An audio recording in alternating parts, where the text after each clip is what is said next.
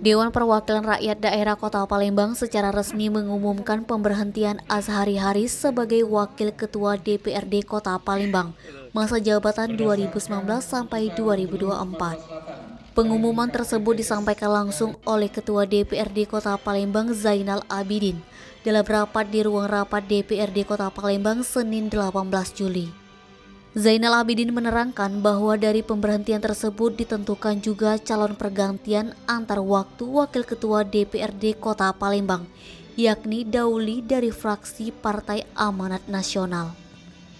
Diharapkan dengan dilantik Wakil Ketua DPRD Kota Palembang bisa menjadi integritas dan dedikasi dalam memimpin Wakil Ketua DPRD Kota Palembang.